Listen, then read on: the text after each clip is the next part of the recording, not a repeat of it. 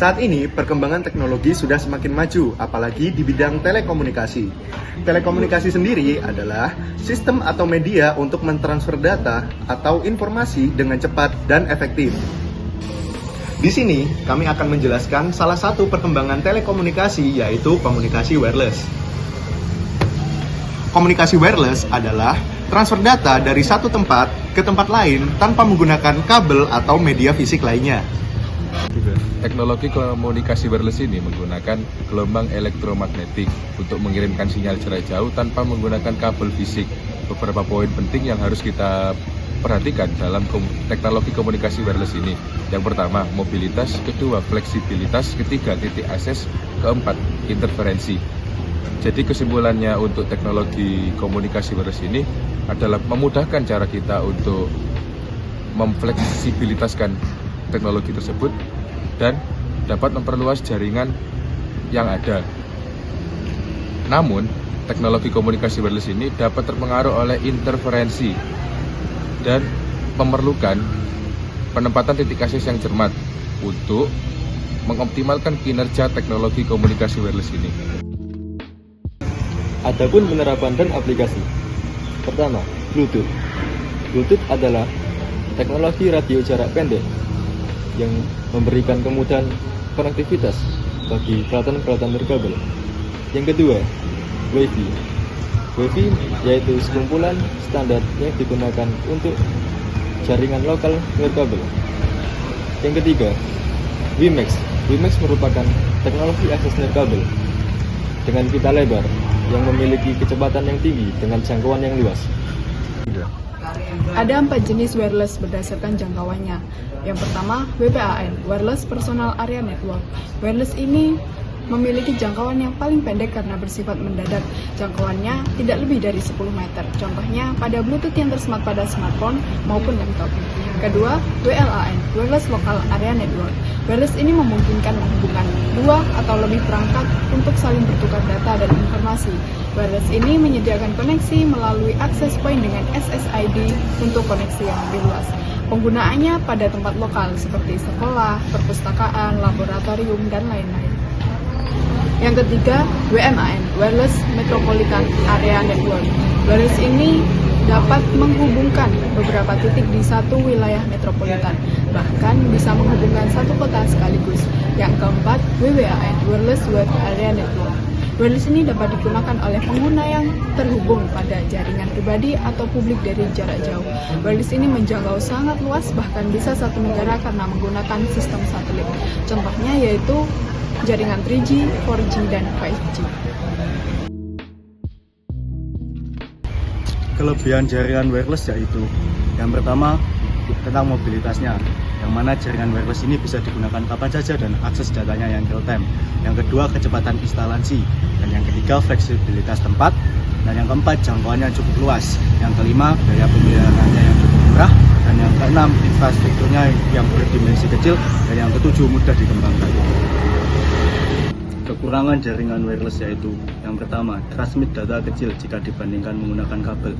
Yang kedua, alatnya cukup mahal. Yang ketiga, mudah terjadi interferensi gelombang. Yang keempat, kapasitas jaringan terbatas. Yang kelima, keamanan data kurang terjamin. Yang keenam, memiliki latensi yang cukup besar jika dibandingkan menggunakan kabel. Dan yang ketujuh, mengalami gejala multipath atau propagasi sinyal dari pengirim ke penerima melalui banyak jalur.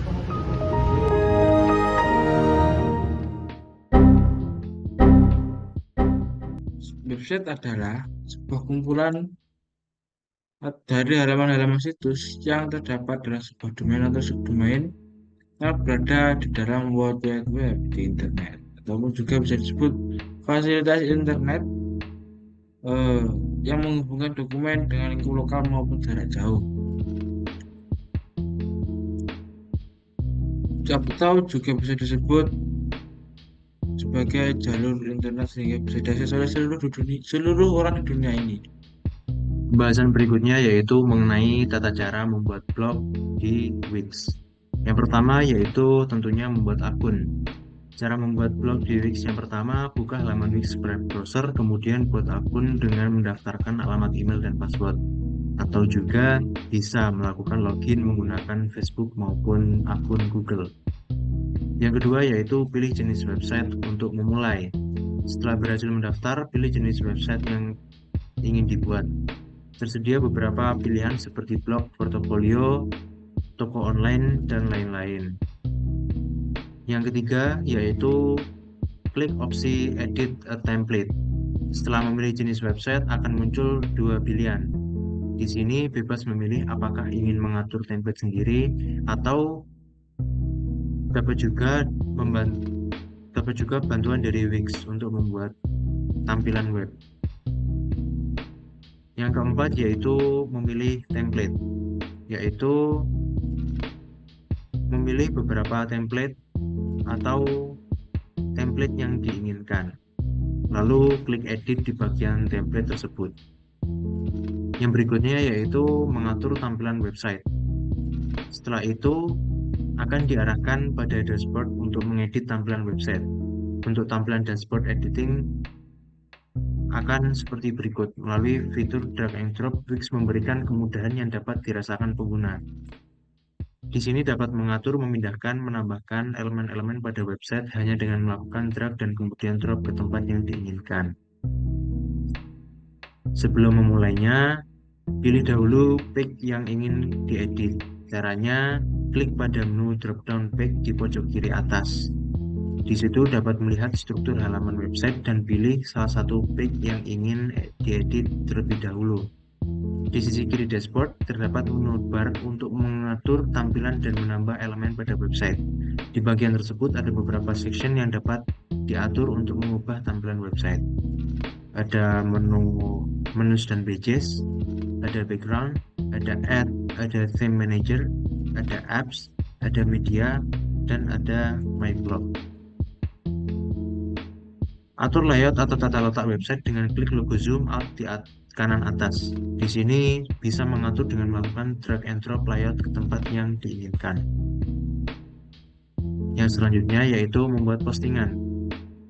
Untuk membuat konten, klik pada menu My Blog, lalu Create a Post. Kemudian akan diarahkan pada halaman dashboard untuk membuat postingan. Tampilan dashboardnya cukup familiar, hampir sama seperti website builder lainnya. Di sisi kiri halaman terdapat menu bar untuk mengatur. Bagian-bagiannya terdiri atas Add, Setting, SEO, Categories, Text. Lalu, langkah terakhir yaitu mempublish website. Setelah selesai, bisa melihat review website terlebih dahulu untuk memastikan tampilannya sudah sesuai. Lalu klik tombol preview di kanan atas. Salah satu kelebihan di Wix yaitu pengguna bisa membuat tampilan website yang mobile friendly. Jadi di sini dapat memilih antara apakah mobile view maupun desktop view. Jika tampilan sudah dirasa oke, publish website dengan klik publish di pojok kanan atas. Website akan berhasil dibuat.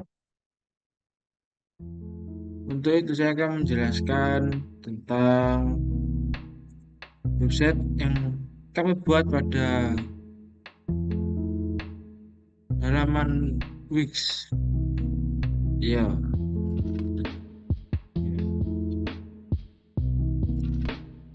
Web ini bertujuan atau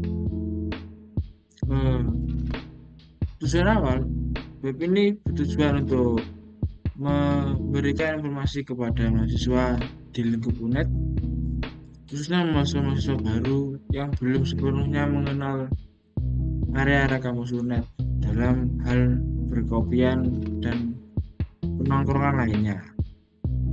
Manfaat dari web ini dalam memberitahu mahasiswa baru UNED untuk mengerti bagaimana kafe-kafe yang ada di sekitar UNED, khususnya ya yang tidak jauh dari lingkup kampus UNED.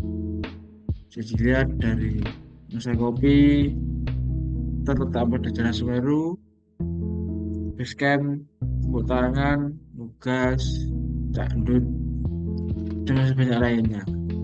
Ini sebagian saja yang menurut kami recommended.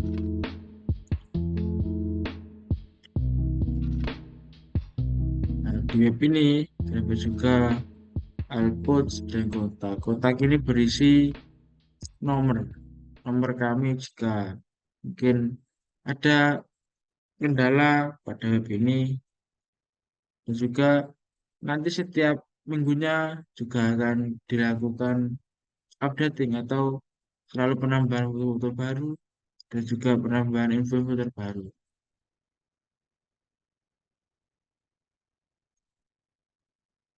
Ya.